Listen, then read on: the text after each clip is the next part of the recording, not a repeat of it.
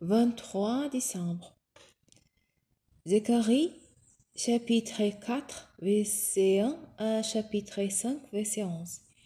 L'ange qui me parla revint et me révéla comme un homme qui l'en tire de son sommeil.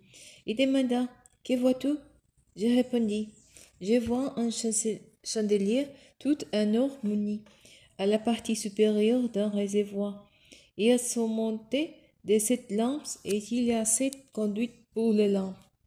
2 oliviers surplombant ces chandeliers, l'un à la droite du réservoir et l'autre à sa gauche. » Reprenant la parole, j'ai questionné l'ange qui s'entretenait avec moi.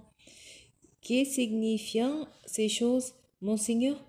Il me dit, « Ne sais-tu pas ce que cela représente ?» « Non, mon Seigneur, lui répondis-je. Il reprit et me dit, « Voici le message que l'Éternel adresse à Zorobabel. Cette œuvre, vous ne l'accomplirez ni pas votre bravoure ni par la force, mais par mon esprit. Le Seigneur des armées célestes le déclare. Et que toi, grand montagne, devant Zorobabel, tu seras transformé en plaine. Il extraira de toi la pierre principale au milieu des acclamations. Dieu fasse grâce pour elle. » L'Éternel m'adressa encore la parole en ces termes. Zorobabel a posé de ses mains les fondations de ce temple, et il achèvera lui-même la reconstruction. Alors vous saurez que le Seigneur des armées célestes m'a envoyé vers vous, qui doit mépriser les temples des petits commencements. Ils auront plutôt de se réjouir en voyant la pierre choisie dans la main de Zorobabel. Quant à ces sept, ce sont les yeux de l'Éternel qui parcourront toute la terre. Je repris alors et je lui demandai, qui représentant ces 2 oliviers à la droite et à la gauche du chandelier? Puis j'ai repris une seconde fois la parole et je lui demandai, qui représentant ces 2 branches d'olivier qui se trouvent à côté des 12 conduites en or d'où découlait l'huile dorée?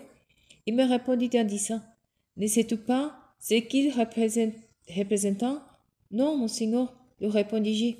Alors il m'expliqua, « Ce sont les 12 hommes qui ont reçu l'onction et qui se tiennent en service du Seigneur de toute la terre. » J'ai levé de nouveau les yeux et j'ai vu un rouleau manuscrit qui volait.